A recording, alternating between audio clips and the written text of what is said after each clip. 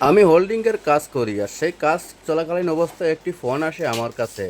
ব্যাপারটি ছিল যে ওনার একটি সোফা সেট ছিল, সেই সোফা সেট নষ্ট হয়ে পড়ে আছে বাড়িতে।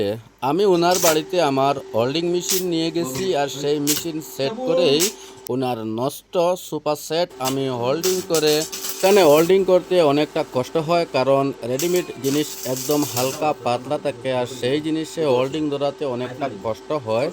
যদিও সময় লাগছে তবুও আমি সেটা রেডি করে দিয়েছি। আমরা দুজন গিয়েছিলাম, তাতে কাজ করতে সুবিধা হয়। কখনো আমি হোল্ডিং করতাম, কখনো আমার লগের মিস্ত্রি হোল্ডিং করতো। আমরা দুজন মিলে একসাথে ওকেজো একটি সোফা সেট ঠিক আগের জায়গাতে আমি রেডি করে দিয়েছি। তাতে আমার কাছে অনেক ভালো লাগছে যে এই মেশিন থাকার কারণে আমি যে কোনো সময় যে কোনো জায়গাতে নিয়ে আমি কাজ সেরে আসতে পারি। কোনো না কোনো এক সময় এই হোল্ডিং দোকানে বস্তু নিয়ে যেতে লাগতো আর সেখানে হোল্ডিং মিস্ত্রি রেডি করে দিত।